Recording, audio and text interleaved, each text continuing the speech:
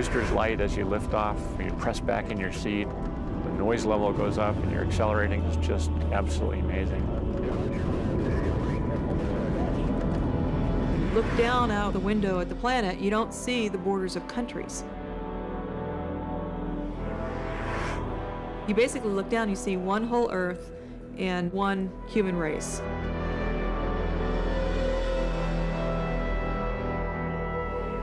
For the first time in the history of the planet, we have joined hands to do a mission like this. It's a link between where we have been and where we're going in the future.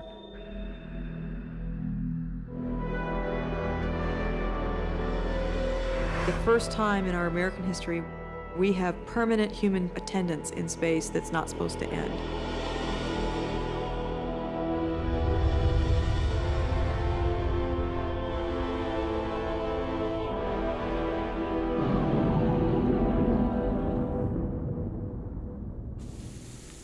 Great things happen because of teams, not because of individuals. And in the case of this movie, it was successful because of the teamwork with Lockheed Martin and NASA and the IMAX Corporation, bringing their strengths together as a good team, creating what they needed to create so that this movie could be produced and distributed. It's been a terrific relationship that we've had for these years, because I think it's the best example of a private-public partnership that has benefited everybody who has come in contact with it. Every time I look at Space Station, I'm in awe of what a miraculous achievement it was to construct such a complex thing in orbit. It's humankind's nature, I think, to want to explore and go and to continue to try to find answers to all kinds of scientific questions, and the space station affords us that opportunity. What it has proved is that different cultures, different countries can work together and do this, and that we can build structures on the moon and we can go to other planets, and this is the bridge there.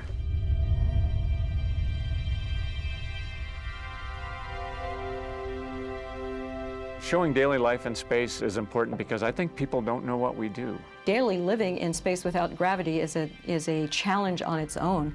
If you think about the way you change your clothes, you know, you take your clothes off, you drop them on the floor or wherever they go, and you put on your new clothes. Well, when it's all floating, how do you change your clothes? How do the socks not get away? Well, floating is a wonderful sensation. It's a lot like being in a swimming pool, but without the viscosity of the water to slow you down. You can move across a room by just pushing off, and you float across very gently. You can flip upside down. You can work in any direction, any orientation.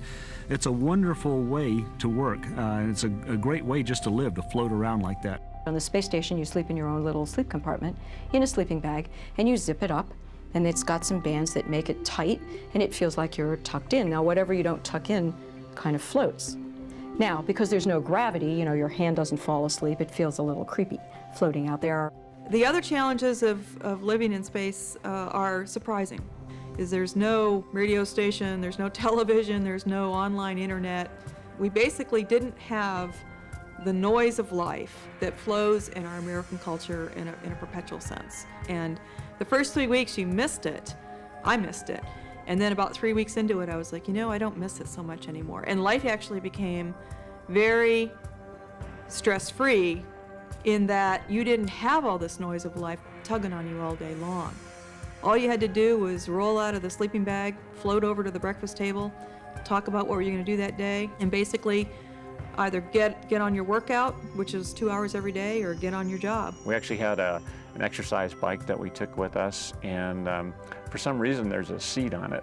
Well, there's no gravity to hold you in the seat, so you know the seat really isn't all that necessary. But what you do need to have is like a lap belt, a safety belt, to hold you down. When you're in space, you're not using those muscles at all. So we make a concerted effort and make a point of exercising as much as we can when we're up there, just so when you come back, the change from being weightless to weighing what you do is not that drastic. You actually do sweat in space. Sweat just stays on you as balls. And so when you fling your head, a sweat ball goes off in one direction. So if you are particularly meticulous about how you'd like your spaceship not covered with sweat balls, You're normally aiming yourself and a towel at somebody who's exercising. You're mopping them. How do you take a shower in space?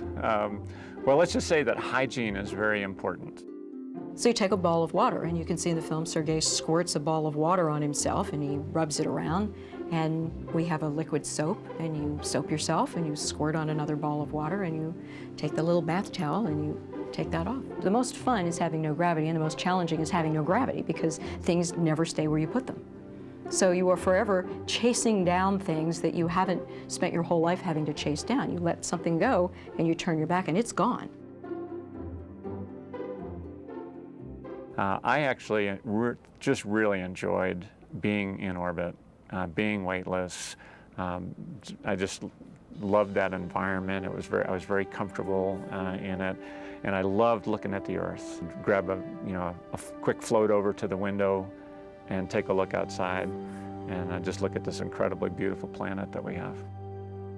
Privacy is a little bit of an issue, you know. If you close people in and they're the only people you get to be with for a while, ultimately you want to hit one of them, you know, or be angry, and so you need to go away and like have a quiet moment. So there's little cubby holes and nooks that you can find. New significance to get out of my space, Right, you know. right. One thing that surprised me is eating's pretty normal, except you have to keep track of your food. It'll want to float away from you, or it can make a mess if you let it. We have no refrigerator and we have no oven, so food is already cooked, and then it's been freeze-dried and vacuum-packed and thermostabilized and nuked within an inch of its life, and so it's there as food ready to be reconstituted again. So on the U.S. side, we fly dehydrated food, and then we fly these meal ready-to-eat things, MREs, that like the military flies. Russian food is a little different than the U.S. food, you know, and it tends to not be rehydratable. It's in cans. You get a can opener and you open it. Variety in your life is extremely important in a long-duration space flight. On a space station flight, you share your food. So everybody's got things that they like, and just like any time you go out, you know, your food always looks better than my food. The hardest thing I ever learned to do while I was at NASA, for me, the hardest thing was learning how to speak functional Russian. Likewise, the Russian cosmonauts that we lived with in the colony had to learn how to speak English. Some of the pieces of the station that you work and operate in have Russian labels, and some of the pieces have English labels because the Americans provided them. They all linked up together in space like a giant Tinker toy, but it's become a colony. And it's the fact that it's a multilingual colony was the most interesting aspect to me about that whole thing.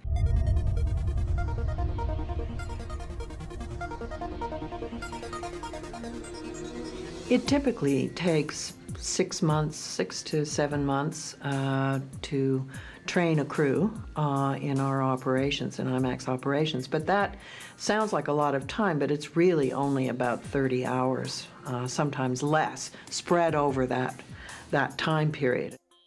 The many hours that I spent in training prepared me to set up the lighting properly, to adjust that lighting, to set up the camera, to load it, and then to unload it, and then to do the actual shooting of the scenes. They have to light. We have special lights that we built to fly on space station. They have to do the sound recording.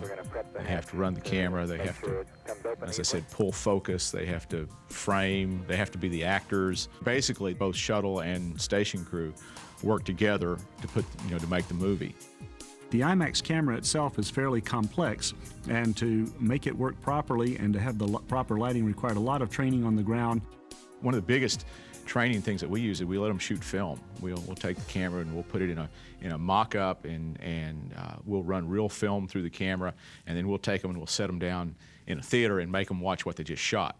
You know, it's like watching your worst home movies on the biggest screen in the world. It has a big impact on you, and they learn really quickly that way. And basically, Jim was the one that was assigned to manage the IMAX cameras, to discuss the specific choreography of how to set up a scene, discuss the lighting, discuss operation of the camera if he had a question about it. But the bottom line is, you only have so much film on orbit. All that film is allocated to one take, and every take is allocated to a different scene. So every IMAX shot is about a 30-second take, and that's the only take you get. What we get from Tony is a storyboard. She knows kind of what kind of movie she wants to make, and we get scenes in a little storyboard. The last session we have, which is when they're in quarantine right before flight, you know, the last reminder I say is Remember, you're the directors, not me. So if something comes along, if an alien comes up and sticks his face in the window, don't not shoot it because it's not on the list. It's up to you. If you see something better than what we've got, go for it. At the end of one of the rolls, it was probably 10 feet or 12 feet of film. It was like 4 or 5 seconds of film. It wasn't much. And they decided just to burn it off, and so they had a little blow-up space alien doll. One of the challenges of training the astronauts really is the aesthetics of filmmaking, and in particular of 3D. How close they can put objects to the camera, the kind of lighting they can use with it. We carried the film up in a can, and we had to put it into the magazine to then work on the camera. And we had to do it with our arms stuck in a black bag with everything inside, and you had to do it all by feel, and oh, by the way, everything's floating around inside there. We shot around 70,000 feet, 13 miles of film, and I should say, I didn't realize it was that much. On the very first shot made for IMAX Space Station 3D, we went to Kazakhstan to film the launch of the first piece of Russian hardware aboard a Proton rocket in Kazakhstan. And we went out there, and we've got this big housing that we put the IMAX 3D camera in. This is not the space 3D camera. This is our regular 2-strip, weighs 300 pounds, giant camera in this housing. So we've got a housing and a camera that weigh about 500-600 pounds. He got the camera started, the camera's running, the rocket starts, you know, boom, boom, crash, bang, rocket goes up. Stuff is flying everywhere. It's the facelift that you don't want to have. This big chunk of concrete goes boink and hits the right eye of the camera, shatters the glass in the camera, continues through, breaks the filter that I've got in front of the $45,000 lens. It turns out to be a great shot. We use it head to tail, and you know, with the sound effects and rocks whizzing past you in the theater, it works really well. When you're planning exterior shots we have a cargo bay camera that takes most of the beautiful wide views of the station and the construction of the station, and also Earth views. And you do a great deal of advanced planning to get the conditions just right. But I still think it's miraculous that they can sit there and plan when the sun's going to be at the right angle for the field of view, and they've got charts and graphs, and they say, now shoot at this hour, minutes, seconds, you know, to the tenths, and you do, and it works. To me, it's all magic. And then what, of course, happens is the timeline of the flight, for one reason or another, things get delayed. And the exact opposite, all of your planning is in the garbage pail because your shot is going to happen in orbital darkness.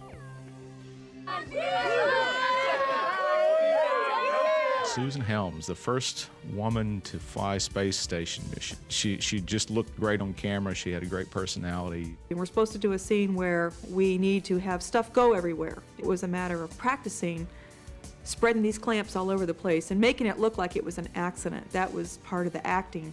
And Jim finally says, okay, this is the take. I think you guys are gonna be able to do this. And sure enough, it's in the film because it worked.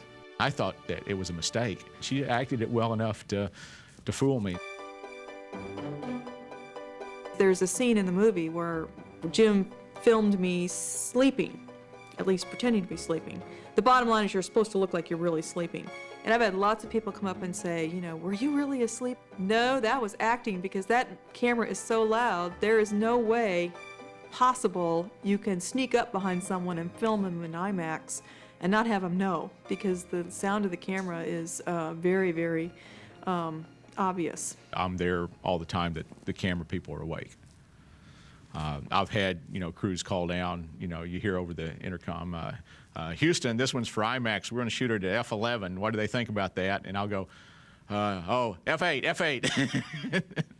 But, you know, that's happened 3 or 4 times. You know, I've called F-stops from, you know, 24,000 miles away. The astronauts are very, very creative problem solvers. We like moving the camera. Moving the camera in space, you have to have somebody hold the camera and you push the people holding the camera. Tom is holding the camera and I'm the dolly. Marsha the dolly. My experience as a Foley artist, mostly we get to be directors and grips and filmers and lighters, but because I've been friendly with Tony for years, she invited me to come up to Toronto to look at the first cut of this with the sound, and I said, well, the hatch doesn't actually make that sound, and it doesn't really make the sound. So she sent a sound guy down to Houston, and we wandered around the center trapping wild sound. We'd instrument a hatch and then close the hatch so he could get the sound of a hatch closing. Tony to this day is not happy that I didn't let my hair out to film one of those scenes, because when it's out, it's huge. It catches things, it collects bits of food and bits of other things, sort of like a big bush. And because there are such narrow spaces that you're going through, it gets snagged on things, and so it's easier to stay contained. Plus, when you go to the window with your hair out, nobody else can see out of the window. Some of the most challenging shots of the space station film are the exterior shots of, the hardware coming together. First problem there is that camera only has 8 minutes worth of film.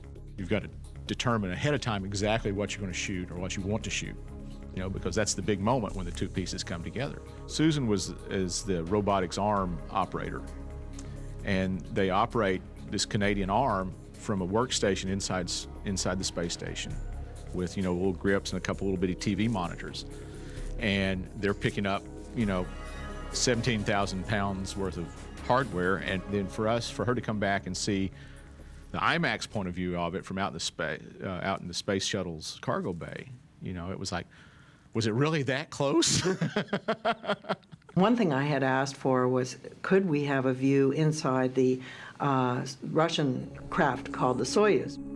So nobody promised, and Sergei and Shep, who were the first permanent crew on the space station, sort of said, well, we have a few surprises when they came back.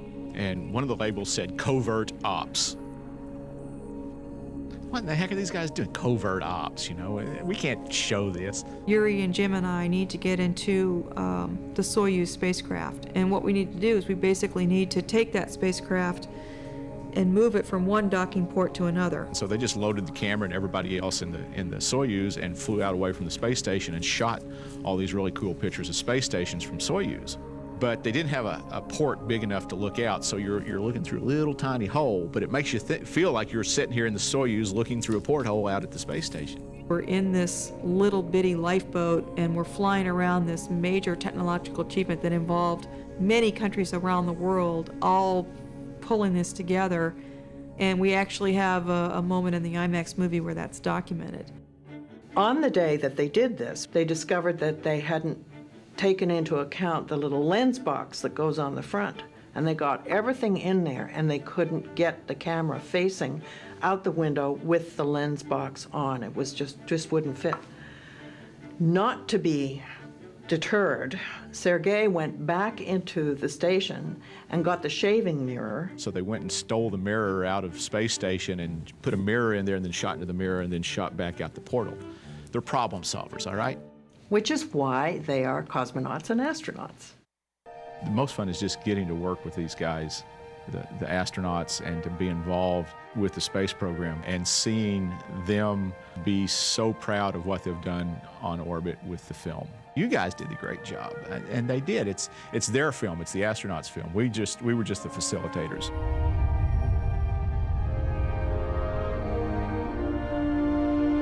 The very fact that for the first time in the history of the planet, we have joined hands to do a mission like this. Man has always pushed the limits, always. I think that this is the next natural step, and I think it's important that we invest in that.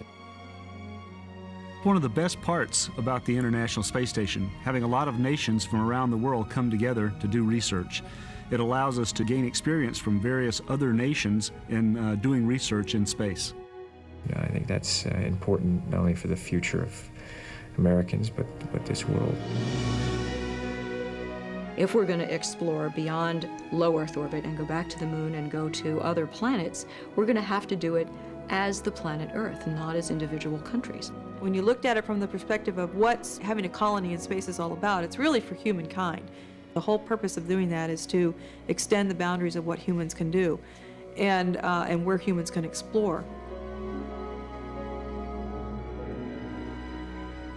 From space, you don't see any borders. You feel yourself part of humankind, not just man from one country or one city.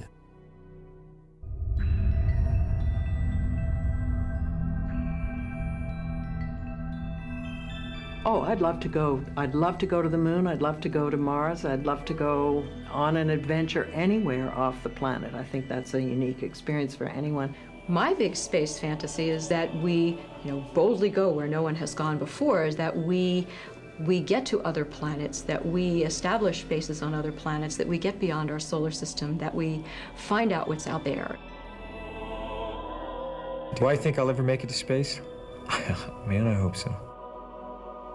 It is not an experience you can describe. It's not an experience you can prepare for or practice, and it's an experience that you never want to not have again. And that's the best part. It's the ultimate Peter Pan experience.